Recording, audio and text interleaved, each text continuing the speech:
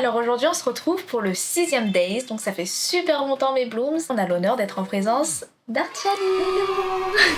Comment est-ce qu'on t'appelle? Artiali, Victiali, Vivi? Artiali, c'est mon nom en tant qu'artiste peintre illustratrice, mais sinon Vivi, c'est vraiment pour les personnes qui me connaissent un petit peu mieux, donc peu importe. En tout cas aujourd'hui on remercie beaucoup Artiali de nous accueillir dans son atelier. Vous pouvez voir derrière nous, c'est chef-d'œuvre. On a passé je crois à peu près 1 heure avant ça à parler un petit peu. Oui. Tu nous expliques un petit peu ton parcours d'études, tes pièces, tes inspirations. Et prenez aussi le temps de me réexpliquer aussi le concept d'aujourd'hui. Donc on va en profiter pour vous expliquer également ce qu'on va faire dans cette vidéo.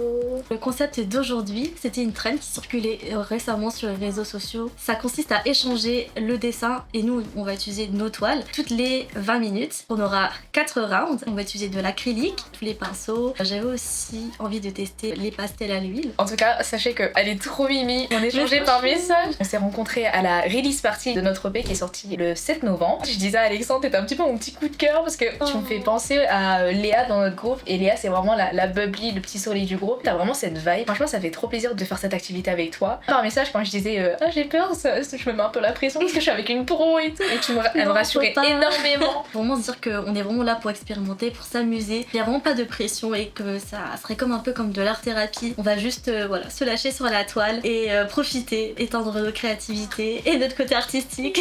C'est pas une compétition. Oui, c'est ça. C'est un échange créatif.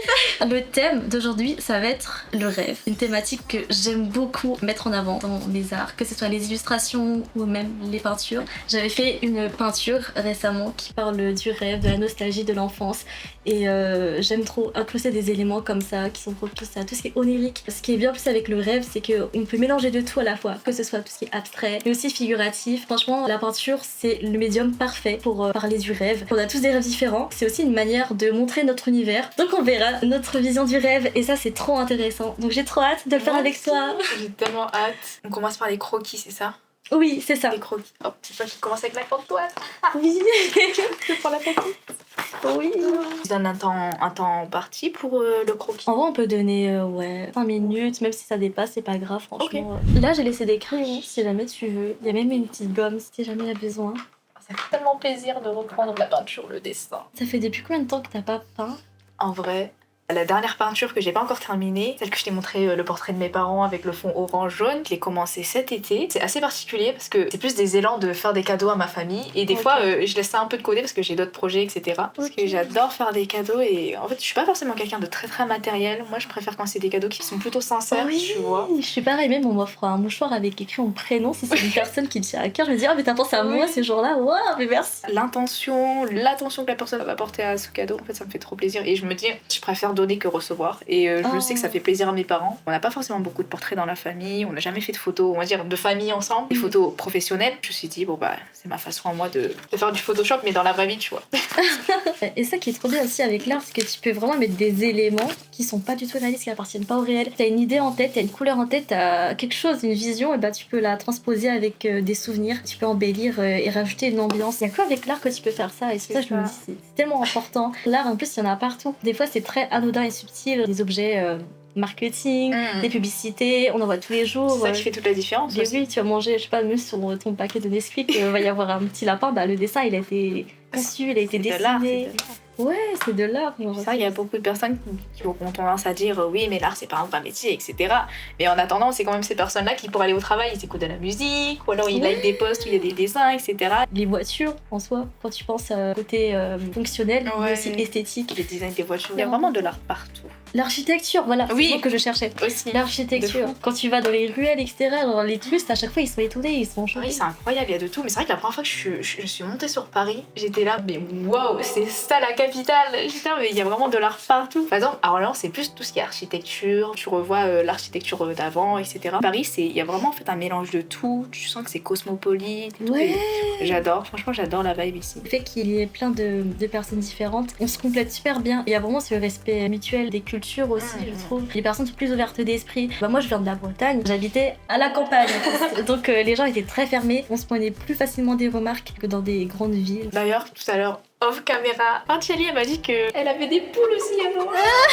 Je ne suis plus toute seule à avoir un poulailler. Oui, Vraiment, meilleur Mais vive animal. les poules. Franchement, Meilleur animal de compagnie. c'est tellement sous-côté. C'est Alors trop que sous-coté. c'est trop mignon. Et je suis trop contente que toi aussi tu aies des poules. Parce que je connais tellement vraiment mignon. presque personne qui a des poules C'est et vrai que qui moi, aime les poules. Souvent, ouais. genre, ils ont des poules et ça vient de, je sais pas, leur grand-mère. Ouais. Ils sont en mode, ouais, elle a des poules, C'est vrai c'est que moche. avant toi, je connaissais personne d'autre. C'est vrai.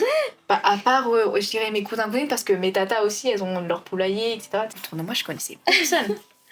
J'adore. J'avais aussi un coq, mais vu que j'habitais en ville, Ouais. ça dérangeait le voisinage. Ah. Fallait, c'est-à-dire descendre des berges chassées. Ouais. Sauf que moi, je me suis trop attachée au coq. Un jour, mon père, il nous a fait un truc, c'est que il nous a pas dit, mais le soir, il avait décidé de prendre le coq et d'en faire le repas le lendemain.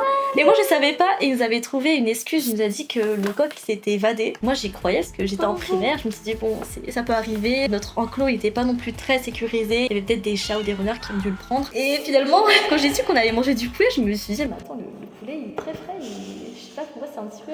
Bah, j'ai compris. Et j'étais tellement pas contente que j'ai fait. cœur. J'ai fait une révolte, je voulais pas aller en cours, j'étais déprimée. Team poule, team coq. Mettez en commentaire, vous êtes team quoi? Moi, je suis team poule. Il y aura sûrement des team chat, team chien, team Oui. purée, team hamster. Mon animal préféré, Préféré. Ça, c'est basique, mais le chat, le chat. je pense. Oui. Sinon, ces derniers temps, je trouve ça trop drôle. C'est un peu moche, mais en même temps, c'est mignon, c'est les chihuahuas. Les chihuahuas vietnamiens avec les crêtes, c'est trop mignon. Et en fait, je m'amuse à prendre les photos et faire des stickers avec. Toi, c'est quoi ton animal préféré? Le kangourou, c'est vraiment très. C'est original, hein? Parce que quand j'étais petite, j'avais un doudou. Et le doudou, c'était un kangourou.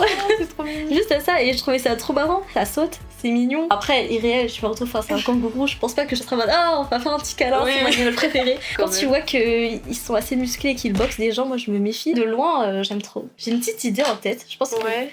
je vais mélanger un peu le monde de la musique, Oh. du rêve et du kawaii. T'avais déjà un petit peu réfléchi à ce que tu voulais faire avant ou pas? Enfin, Non, tu tout. pour le thème du rêve. Ok. Et toi? Non, j'y ai pas réfléchi. En fait, je me suis dit, j'ai envie de jouer le jeu. Si je réfléchissais déjà à ma pièce, c'est pas drôle parce que toi, tu vas aussi apporter tes éléments. Et en fonction de toi, ce que tu vas apporter, bah là, on va Oui. concocter un truc. Ton croquis, tu l'as fait pour le premier échange. Ouais. Ok, c'est ça. ça marche. Je vais lancer le chronomètre une fois que tu seras prête. On a 15 minutes, non, 20 minutes. 20 minutes. 20 minutes. Ok, C'est ça. J'ai tellement hâte. J'ai trop hâte aussi. C'est trop hâte. Ok, bah, je pense que c'est bon pour moi. Ok. 3, 2, 1. Ça sèche aussi la peinture. Ah, c'est vrai. On y a pas pensé. Mais après, l'acrylique, c'est bien parce que ça sèche très vite. Donc ça, c'est pas mal. T'as 21 ans, donc tes études, tu les as terminées il y a vraiment pas longtemps. Je les ai terminées l'année dernière. J'avais fait 3 ans en art plastique à Rennes 2.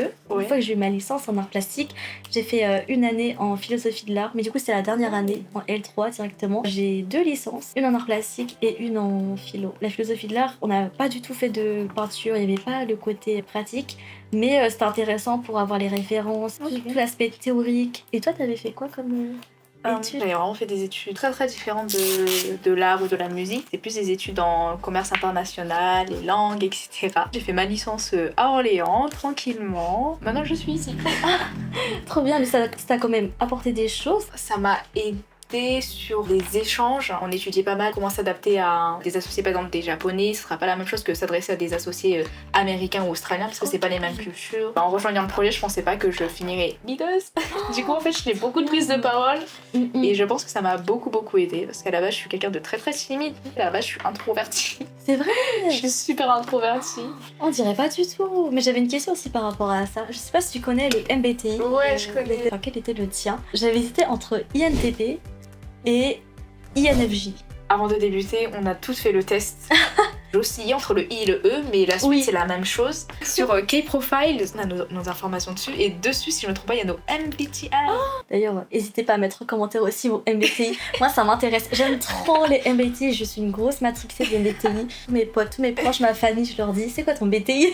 Je sais même plus comment tu t'appelles. C'est quoi ton Mais toi, MBTI? c'est quoi ton MBTI du coup? Je suis dans la catégorie des verts. Moi, je suis ENFJ. Je suis entre les deux. Ouais, parce qu'en fait, au début, du coup, tu m'as dit que t'étais introvertie. Oh. Mais au début, j'ai aussi hésité entre ENFJ. Ouais. Bon, je me suis dit un peu INTP, ENFJ. Je sais pas du tout à quoi est-ce que ça correspond. ENFJ, bah, c'est le leader.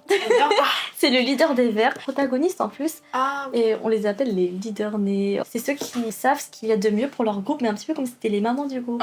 Ils sont très altruistes en fait, bienveillants, empathiques, et donc ils savent se mettre à la place des personnes pour que tout le monde se sente intégré en général. Ils savent prendre les devants, comme ils ont le côté extraversion. Ils ont aussi le phoenix, donc le côté empathique et organisé. T'es une Prendre pro des du décisions. MBTI. Oui, je te jure. Moi, c'est pas le j'avoue. tirage de cartes, quoi, c'est vraiment le tirage du MBTI. Je vais sortir. Ah, mais du coup, on est dans la même catégorie vu que toi aussi c'est vert. Oui. Ce qui est drôle, c'est que j'ai le même que toi. C'est vrai, on a le même. Moi, je suis ENFJ aussi. Waouh. Ah, mais toi, du coup, tu es full extraverti, c'est ça? Je suis plus extravertie, mais en vrai, j'ai tout fait. Avant, quand j'ai commencé pour la toute première fois, j'étais pendant 3-4 ans ENFP et inspirateur. C'est le One Life un peu. Ok. Là, depuis que je me suis installée sur Paris, je suis ENFJ. C'est vraiment depuis que j'ai commencé à me lancer dans la freelance, j'ai le côté plus entrepreneurial qui est rentré en jeu. C'est vrai que le MBTI change vraiment au cours de ta vie. en Oui, fait. c'est pour ça qu'il faut le faire souvent parce que ça change souvent. Ça me donne envie de le refaire. Dans le groupe, on est toutes introverties. C'est en vrai. gros, ouais. C'est trop mignon. Léa et moi, on est celles qui oscillons le plus entre E et I. Et moi, je pense que c'est un petit peu mon rôle de leader, qui a plus de prise de parole, qui engage plus certaines choses. Je pense que c'est ça le côté E qui ressort. Ou même, par exemple, tu vois, la release party, le fait d'échanger Oui. avec des personnes, c'est mon E qui ressort. Mais par exemple, après des événements comme ça, en fait, je peux plus trop parler pendant Ah, une je semaine. Faut que je comprends. reste à la maison, Oui. je recharge ma batterie sociale. Ça demande beaucoup d'énergie quand même d'être E. Ouais. Bah, je pense que t'es ambiverti. Hein. T'es un mélange des deux, mais plus introverti. Et puis même des fois, il y a des extravertis qui sont timides. Et ça, Oui. je pense que c'est vraiment le pire truc parce que avant, j'étais comme ça aussi. J'étais très discrète. J'avais du mal à me faire des amis. J'étais très timide. Mais j'avais envie justement que les gens viennent vers moi. J'ai envie de parler, etc. Mais il y avait ma timidité qui faisait que non, je pouvais pas. Je comprends. En général, c'est ce que les gens disent, c'est dans un groupe d'extravertis, il y en a un qui paraîtra introverti. On va dire il est en présence de gros extravertis, alors que dans un groupe d'introvertis, ce sera le plus extraverti. Je crois que ça dépend vraiment de ton cercle aussi. Oui, c'est vrai. Si je suis que avec des extravertis, je serai la plus introvertie. Ah ouais. C'est quoi qui a été le déclencheur qui t'a dit je veux faire ça de mon métier? Mon métier ou alors le dessin tout court? Juste le dessin tout court. C'est ma sœur parce que quand j'étais petite, déjà j'aimais beaucoup observer tout ce qui passait à la télé, les magazines, les petites filles qui étaient trop mimi. Et je me suis dit mais c'est incroyable qu'on arrive à faire bouger des personnes comme ça. Et quand j'ai su que ma sœur elle faisait du dessin, bah je me suis beaucoup inspirée d'elle et j'ai voulu inventer mes propres histoires. Sauf que pour inventer des histoires, il fallait apprendre à dessiner parce que moi j'avais pas les jouets, j'avais que des papiers, des cahiers et je dessinais dans mes agendas, à la fin de mes cahiers de cours, sur mes évaluations. Je me faisais gronder par les maîtresses parce que elles voyaient que je rendais pas l'évaluation mais que je rendais une copie avec un dessin. C'est là que j'ai compris que j'aimais trop dessiner. J'avais toujours envie de me perfectionner. J'ai continué parce que je me suis bien entourée. Ma safe place, c'est la bibliothèque. Quand j'étais petite, j'y allais tout le temps. Dès que j'avais un trou libre, j'étais très proche des bibliothécaires. Elle me conseillait de toujours continuer, de ne pas relâcher. Elle me complimentait tout le temps. C'est trop mignon. Et ça boostait ma créativité. J'avais tout le temps envie de créer encore et encore. Et toi, c'est quoi qui t'a poussé à faire du dessin, à aimer l'art? À la base des bases, quand j'étais toute petite, en fait, c'est ma grande sœur qui la voyait toujours danser, faire des covers de dance K-pop, etc. Mais en fait, quand j'étais jeune, j'aimais pas danser. Ah ouais? J'aimais pas du tout. En fait, j'étais mauvaise à ça. J'éprouvais pas forcément de plaisir ou de bien à faire ça. Donc en fait, j'étais plus dans le dessin, la musique et tout. Le dessin, je pense, c'est plus les mangas qui m'ont ouvert la porte dans le sens où je trouvais ça intéressant comment ils réfléchissaient le trait. D'un autre côté, je comprenais pas pourquoi les gens le prenaient pas forcément au sérieux. Ils sont là en mode ouais, mais c'est que des dessins animés, etc. Mais c'est pas exactement la même chose parce que ça raconte une vraie histoire. C'est plus ce côté-là. Je dirais que c'est un peu ma période Baka. Ah oui! Où, bah, en fait, on a tous eu un peu une petite période comme ça. Mais oui! C'est pour ça que je te disais, en fait, je suis meilleure quand j'ai un modèle en reproduisant des personnages d'animé. Quand j'étais à l'école, surtout au collège, des yeux comme ça, j'en dessinais partout sur mes cahiers de texte, sur mes agendas, j'en dessinais partout. Je le faisais instinctivement et c'est un jour un camarade de classe qui me fait mais pourquoi tu dessines des yeux partout? Je pense qu'un jour je me pencherai sur la question si ça a un sens ou pas, enfin pourquoi je faisais ça quand j'étais jeune. J'aimais trop dessiner mais en même temps j'étais pas très bonne à ça. On me disait très souvent ouais tu peux continuer dans ça et tout, ça se voit t'as une petite fibre pour. Disons qu'à la base je suis dans une famille qui est pas très artistique donc on était plus en mode ouais faut trouver un vrai travail etc. C'est pour ça que j'ai très vite abandonné ça mais à côté je continuais la danse parce qu'avec mes 3 autres sœurs en fait on danse un peu pour le fun et tout. Et en plus c'est tout bête mais c'est une activité gratuite dans le sens où tu regardes ça sur internet c'est juste à toi d'apprendre. La peinture il faut acheter le matériel etc. c'est pas forcément tout le monde qui a les moyens, donc je me suis dit, go la musique quoi. Et est-ce que tu as eu des inspirations de danseurs, même musicales, qui t'ont vraiment poussé à continuer ce que tu faisais Chez les Hmong, il existait deux petites aussi qui chantaient au Laos. Ça s'appelait Chukra et Panjai. Et en fait, c'était un duo de petites. Par exemple, quand j'étais toute petite en France, ça n'existait pas trop la représentation asiatique en France. Il y avait des petites Hmong, du coup, je me dis, ah, mais c'est des filles comme moi et tout. Elles faisaient de la musique. Je me suis dit, mais je vais faire ça. Ça m'a trop donné envie de faire comme elle. En vraie inspiration musicale, c'était un trio japonais, Kalafina. Tu vois Black Butler ou pas? Je connais, mais j'ai jamais regardé ni lu. Elles avaient fait Lacrimosa, elles ont fait pas mal d'OST. C'est elles qui m'ont beaucoup introduit à la musique. En termes de danse, c'est vrai que c'est pas forcément le style de danse que je fais et c'est pas vraiment de la danse. Le patineur artistique Yuzuru Hanyu, c'est très très très gracieux, ça fait un petit peu penser à du ballet, du contemporain, etc. Et en fait, j'ai adoré ce qu'il faisait sur la glace parce que c'est pas de la danse à proprement parler, mais il me faisait plus vibrer que quand je regarde une compétition de hip-hop ou de street jazz par exemple. Tu vois. C'est quoi le type de musique que t'écoutes le plus? J'ai mes périodes, mais de manière générale, ce qui revient beaucoup, c'est le rock. Je trouve aussi que dans tes visuels et tout, quand tu faisais les danses et tout, même dans les clips, t'avais un côté plus rock, un peu plus badass. Chaque membre du groupe dégage un peu une esthétique. Vous complétiez aussi. Et là, c'est plus le côté cute et mimi, genre vraiment tout est pastel. Nana, c'est vraiment le côté glamour, côté vraiment genre élégant. T'es aussi Kanya, c'est ça? Oui, Kanya, c'est ça. La douceur. Wow. Et en style de musique, j'écoute de tout. Quand je peins, j'écoute beaucoup de lofi, de musique classique. Même des fois, ça m'arrive d'écouter de la K-pop, mais douce. Quand je sors et que j'écoute de la musique des transports en commun, j'écoute beaucoup de musique un peu remix, hyper pop, du rap US. Vu que je suis un peu hyper active parfois, je pense à beaucoup de choses en même temps. Il y a des pensées qui sont trop intrusives, ça va me déranger. Ah, je comprends. C'est pour ça la musique calme, j'adore aussi. Du corps. Du corps? Ouais. C'est-à-dire un mélange de l'hyper pop, de musique très rythmée. T'as des voix un petit peu comme du nightcore. C'est vraiment des musiques de déranger, mais moi j'aime bien. Non, je vois ce que c'est le nightcore en plus. Et j'ai une mauvaise nouvelle. On a dépassé de 1 minute les 20 minutes. Donc on devrait changer de toile. Après je me dis c'est vraiment le premier échange. Donc c'est pas grave, ça ressemble à rien. Voilà, le premier round. Mais oui, est-ce que vous peignez les côtés ou pas? Oui, en général, on peint sur les côtés. Il y en a qui ont la flemme, du coup ils font juste une couleur unie. C'est vraiment l'avantage aussi d'une toile, c'est de l'avoir en 3 dimensions. Mais je pense savoir un peu ce que tu comptais faire. Je vois un visage. Moi c'est juste une boule. Mais toi, je crois que j'ai capté. Ça me fait penser à ta dernière peinture aussi. Le Kirby, je crois. Oui, c'est ça. Quand je commence mes toiles, à chaque fois, le début, ça ressemble à rien du tout. Franchement, des fois, je mets juste une couleur unie et après, les idées me viennent au fur et à mesure. Surtout quand j'écoute de la musique. Genre, vraiment, des fois, c'est même la musique qui va dicter ce que je vais faire. Ah, d'accord, tu pars pas déjà avec, comment dire, ton canevas déjà tracé, etc. Si tu réfléchir. Ouais, c'est ça. Ouais. J'essaie quand même de faire un petit croquis, mais à chaque fois, je respecte pas le croquis. Le croquis me sert juste de composition. Je sais pas vraiment ce que ça va ressembler au niveau feeling. Waouh. Même les accidents font partie du processus. Si jamais tu fais un coup de pinceau, tu te rates le coup de pinceau, finalement ça peut être aussi, tu peux faire une route, tu peux faire, je sais pas, un arbre. Ma prof d'art plastique au collège, elle m'avait dit la même chose. On avait une photo, on devait la reproduire. Sans faire exprès, devant elle, j'ai fait un coup de crayon noir et tout. J'étais dégoûtée parce que je l'avais terminé. Elle m'a dit c'est pas grave, pas du tout une erreur. Si c'est arrivé, c'est que ça devait arriver et maintenant ça fait partie de ton œuvre. Donc voilà, elle a tout compris. Tu peux tisser autour de ça et du coup, j'en ai fait un lampadaire. Finalement, c'est devenu l'élément principal. C'est ça. C'est pour ça que j'aime trop aussi la musculation. Rien à voir, mais. À un moment, j'avais essayé le yoga. Parce que le yoga, l'air de rien, c'est pas mal de souplesse. On va pouvoir continuer la peinture de l'autre et mettre en marche le chronomètre. J'ai pas mis d'alarme, mais là, je pense que c'est toi, je vais mettre une alarme. Oh non, ça c'est le pire réveil du monde. Ok, c'est parti. Let's go. À nos pinceaux.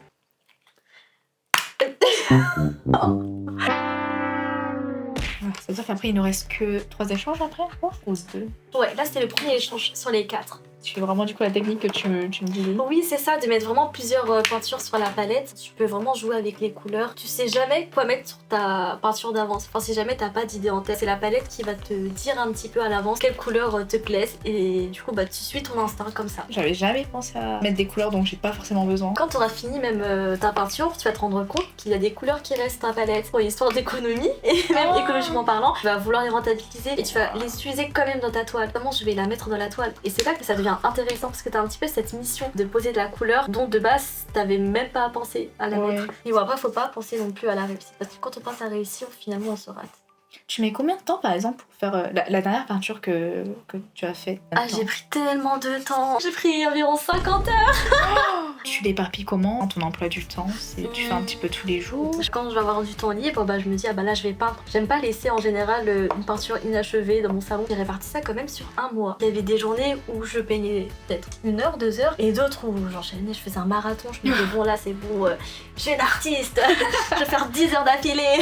Et souvent aussi on dirait pas comme ça mais quand on fait des activités artistiques, dans la danse aussi je sais pas, mais c'est très chronophage. C'est-à-dire que ça va te prendre beaucoup de ton temps, tu vas pas le remarquer. Que t'es tellement passionné que tu fais comme ça et après tu te rends compte que le temps te rattrape mais justement c'est pas grave, tu sais que cette table elle s'efface. Est-ce que t'as des artistes préférés en peinture? Ouais, en peinture. C'est pas forcément mes inspirations dans le sens où je vais pas essayer de faire comme eux vu que c'est pas forcément mon domaine, c'est plus ce que je vais beaucoup admirer.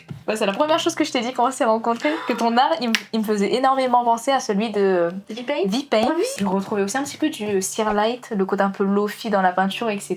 Le côté un peu animé. Ainatori, tu sais, qui faisait des peintures où c'est des dessins de femmes, mais toujours dans une ambiance très bleue, très froide. Hanae Nakajima, des portraits de femmes un peu animés-like, mais en même temps un peu réalistes. Et il y a énormément de détails. Et tu me disais que tu regardes aussi des animés. Oui. Mais est-ce que du coup t'aurais un top 3 ou un top 5? Je vais faire un top 3 parce que l'air de rien, j'ai pas regardé tant d'animés que ça quand je compare vraiment à un vrai fan d'animé. Demon Slayer il est forcément dans mon top. En fait j'adore tout ce qui est tracé dans une époque historique. Je pense que c'est dans mon top 3. Il y a aussi Vanitas no Carte. C'est un univers on va dire vampire et tout, mais le personnage principal il a pas eu une enfance. Lui c'est un être humain par contre, il est orphelin etc. Il a été cobaye de l'église, il combat pour les vampires. C'est plus l'histoire du personnage qui m'a un peu marquée. Pour ça on dit souvent oui mais les mangas c'est pour les enfants. Maintenant il y a beaucoup d'histoires, c'est assez dark et tout. Les personnes qui disent ça en fait c'est juste des personnes qui n'ont pas trouvé leur manga. Il y avait une phrase qui disait ça, comme quoi tu peux pas ne pas aimer les mangas, c'est juste que tu vas pas trouver ton animé. Les mangas, mine de rien, ils abordent de tout. Tu peux voir des mangas romans, tu peux voir des mangas animés, des mangas psychologiques, des mangas romans policiers, des trucs comme ça. C'est pour ça que c'est hyper intéressant. Surtout que ce que j'aime trop dans le manga, t'as le côté à la fois très réaliste parce que les personnages, ils ont des corps de vrais humains, parce qu'ils ont des yeux un peu déformés qui rejoignent le kawaii. Ils peuvent aborder plusieurs thématiques différentes et des trucs très adultes comme des trucs très enfantins. Et c'est pour ça que c'est hyper intéressant. La plupart, on dirait pas comme ça, mais ils ont tous un aspect très moralisateur aussi, philosophique. Et c'est ça que j'adore. C'est pas quelque chose que tu vas retrouver dans des cartoons, des dessins animés où ce sera plus du divertissement. Alors que là, t'as un peu les deux. C'est pour ça que j'aime trop Naruto. Et SNK aussi, hein. On dirait pas comme ça, mais c'est hyper philosophique. SNK, c'est t'as tout le questionnement de la liberté. Est-ce qu'on est tous libres? Parce que chacun a une vision de liberté. Est-ce que ta liberté aussi, elle entrave celle de l'autre? Finalement, on n'est pas tous vraiment libres. Des choses comme ça. Et c'est trop intéressant. Du coup, ton top ton top 3 ou genre les mangas qui t'ont le plus marqué sinon? Il y en avait un, je crois qu'il s'appelle Rivers. C'est l'histoire d'une geisha. Déjà j'aime. Ce qui m'attire le plus, ça va être l'histoire et le visuel, c'est super important parce que c'est ça qui va me plonger dans l'histoire. La geisha, on dirait elle est plongée dans... un peu comme un isekai, mais elle est plongée dans un univers de jeux zombies post-apocalyptiques, etc. Mais en fait, c'est beaucoup plus profond que ça. Sinon, le deuxième, Blood Alone. Encore des trucs dark, parce qu'on aime les histoires profondes ici. Ce que j'adore, et ça je le retrouve beaucoup dans les jeux vidéo, je regarde beaucoup de let's play ou d'analyse de jeux, souvent dans les œuvres qui paraissent les plus enfantines, qui a les messages les plus profonds. Abyss, je crois que c'est... Pas quand tu regardes la couverture, les personnages, ils sont tout mignons, c'est des enfants, mais en réalité c'est très dark, gore même, je sais pas. Il reste combien de temps? Bonne question. Et les minutes.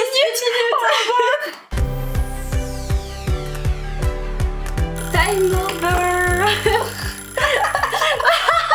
C'est le moment du reveal. Pour le round 2.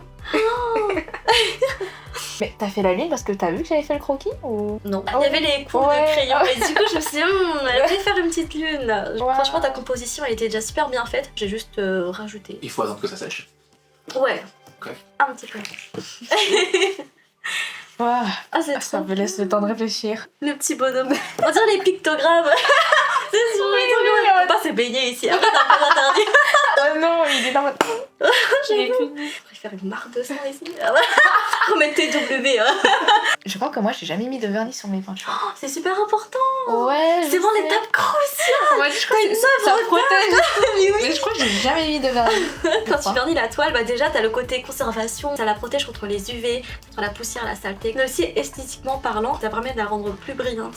Et si tu utilises un vernis mat, satin, un truc comme ça, bah ça joue aussi beaucoup sur les couleurs. En plus, je sais qu'il y en a des pas chers à Action, ça m'avait étonné. Mais ils ont des vernis brillants et mat en plus. Au niveau qualité, il y a mieux, mais ça fait le taf. Peut-être je préfère le brillant ou le mat. Moi, je suis ce genre brillant. Ouais. C'est trop satisfaisant quand t'as la lumière. Après, quand tu veux faire des reveal art, c'est un peu dommage, c'est dur de montrer la toile sans qu'il y ait des reflets. Mais irréel, quand on voit ta toile, c'est éblouissant. Et j'aime bien ce côté-là parce que ça fait les couleurs plus pétantes. Mat, ça peut être intéressant aussi. Le mat, il fait pas ressortir les éclats. C'est vrai que la galère quand j'essaie de prendre en photo, quand je mets le flash, Oui, c'est ça. Ça reflète de fou le Oh, le brillant, c'est pas pour les caméras.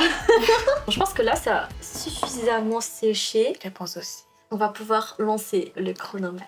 Oh là là. L'avant-dernier round, ça va trop vite. Plus on va avancer et plus on va devenir moins bavarde. Vraiment, ça va être comme un examen final. On sera là en mode... Il y a le prof qui va nous noter après. Je te jure. Oh. Au début, c'est vraiment le côté échauffement. Oui, voilà. on va chill, on va le refaire. Est-ce que t'es prête? Je suis prête. 3, 2, 1, je lance.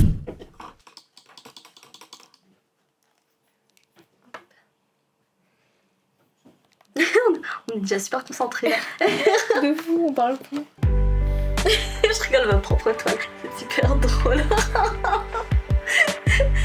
Je fais des yeux. Oh, c'est trop mimi. Oui. 2 points, ça change tout. C'est vrai, c'est trop mimi.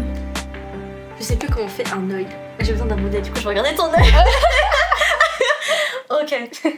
C'est bon, j'ai la vision. C'est que j'ai jamais pris de cours de dessin ni de peinture. C'est vrai? Et du coup, j'ai aucune notion de la colorimétrie, des couleurs, etc. Non. Je peins vraiment par instinct. Même quand tu étais en licence.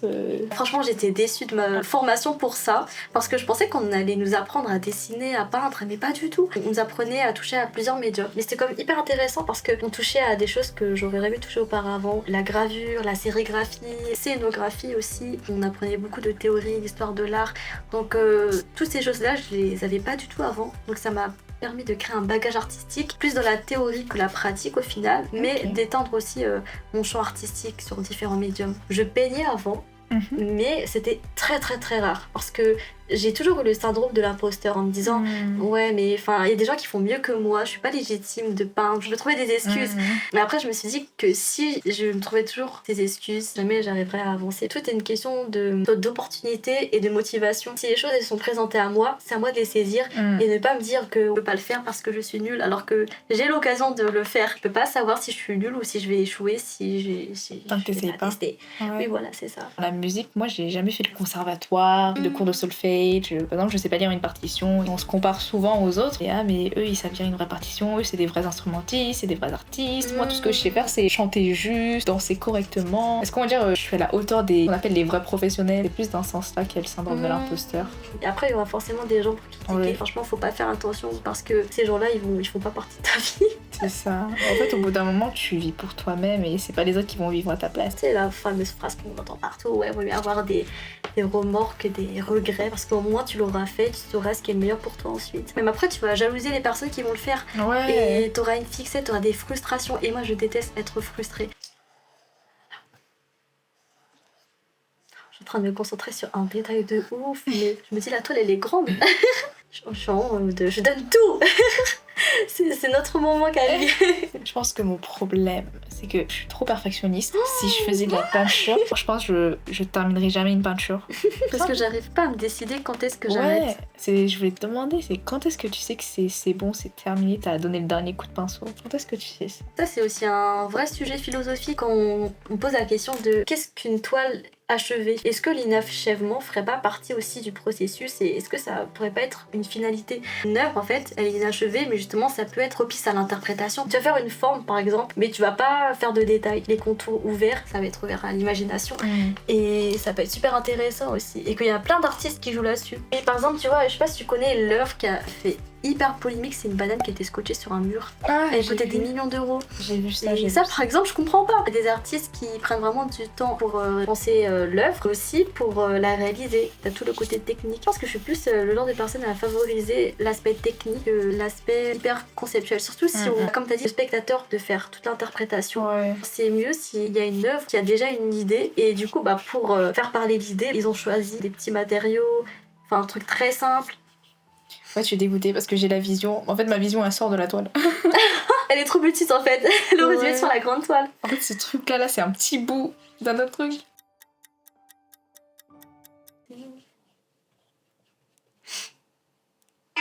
Oh.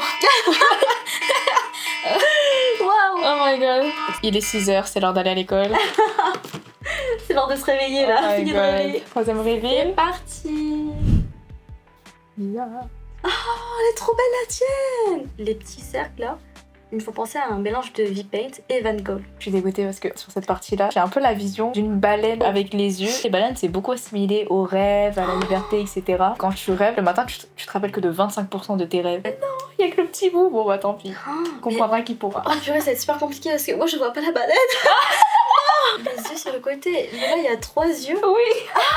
Oh, ok. Ah si, mais du coup, ouais, j'avoue qu'il y a pas assez de place. Ouais, c'est très parti. La nageoire, elle va être derrière. Ouais, c'est ça.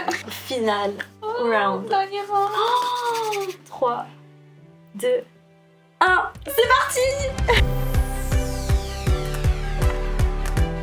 On était très philosophique jusque-là. Maintenant, il y a plus de dialogue. Je te jure, là, c'est la pratique. C'est quand je fais tes devoirs la veille. Mais je crois que ça m'a vraiment donné envie de reprendre. J'avais vraiment oublié ce côté apaisant, satisfaisant. Mais oui, vraiment, en fait, tu prends le temps. Mon dieu. Il m'a dit ça y est, t'as trop parlé, t'as trop peint. Il est horrible. Oui. Je le déteste.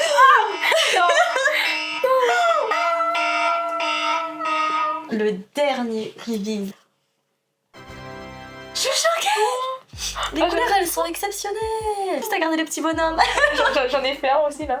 C'est des poissons et Oui. tout. Oh, Parce que comme t'as pas pu faire la baleine, et ben je me Oui. suis dit on va faire des petits poissons. En plus ça fait un beau contraste avec le noir et les couleurs très vives. Je me suis dit que là c'était fort pour mettre des grands coups de pinceau etc. Genre si elle est franchement... Et moi en fait je suis plus le genre de personne à avoir peur. Faire des grands coups de pinceau, tu vois, je suis un petit peu plus de la restreinte. Et c'est pour ça que moi j'aime plus mettre les détails. Et c'est pour ça qu'en vrai heureusement qu'on a fini par ces 2 toiles. Parce que franchement t'as trop assuré. Au début c'était beaucoup plus rouge donc ça faisait beaucoup plus peur, craintif, Ouais. etc. Mais je me suis dit en fait dans le rêve ton sentiment il est jamais vraiment à 100% comme dans la vraie vie. Tout est toujours un peu vaporeux. Puis même le fait d'avoir fait du coup un œil entouré de petits chats noirs etc. Ah ça c'est ton idée était incroyable.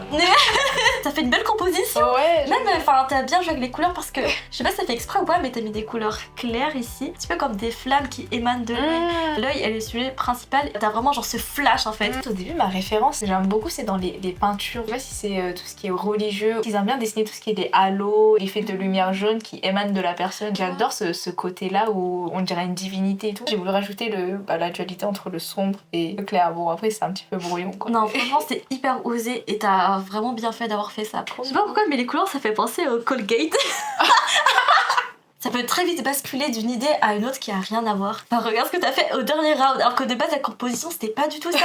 Genre t'as tout changé et finalement c'est largement mieux. Kali artiste, hein, finalement son talent caché. C'est parce que j'ai une bonne professeure aujourd'hui. Non, n'importe quoi, c'est juste toi. Et ressortir tout ton potentiel.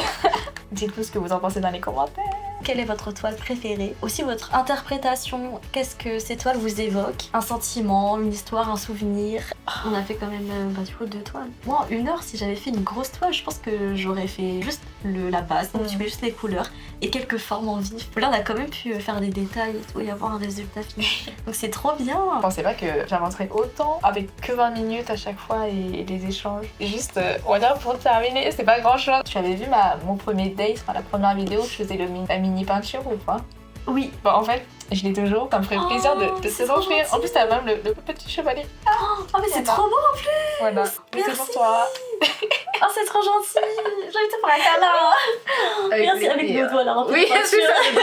En plus, c'est vraiment mon univers avec les étoiles, la galaxie. N'hésitez pas à nous dire ce que vous avez pensé de ce concept. Encore un grand merci à toi, Vixiali, de nous avoir accueillis dans ton atelier, chez toi, d'avoir pris le temps d'une après-midi pour ce concept. N'hésitez pas à aller la suivre sur ses réseaux sociaux. Elle fait vraiment des choses incroyables. De toute façon, vous l'avez vu derrière, elle fait vraiment des choses incroyables qui n'ont rien à voir avec ce que j'ai saboté ici. C'est un grand plaisir pour moi aussi, franchement, de t'avoir reçu dans mon atelier, d'avoir fait une peinture avec toi quand même. C'est un concept que je voulais faire vraiment sur un long format. En fait, ça me redonne envie de repeindre parce que je me dis, en fait, je peux faire mieux que ça. Et je pense que c'est beaucoup d'entraînement. Franchement, Vivi, elle est trop mimi. Donc, voilà. Suivez-la parce que moi, je la suis. Et c'est incroyable ce qu'elle fait. Merci. Merci beaucoup. N'hésitez pas à vous abonner si ce n'est pas déjà fait. Et on se retrouve pour de nouveaux concepts. Il y a beaucoup de nouvelles choses qui se préparent. Plein de days avec de nouvelles idées. N'hésitez pas à mettre en commentaire si vous avez des idées de concepts vidéo. Et on se dit à très bientôt. Bisous, bisous. Bye bye. Bisous.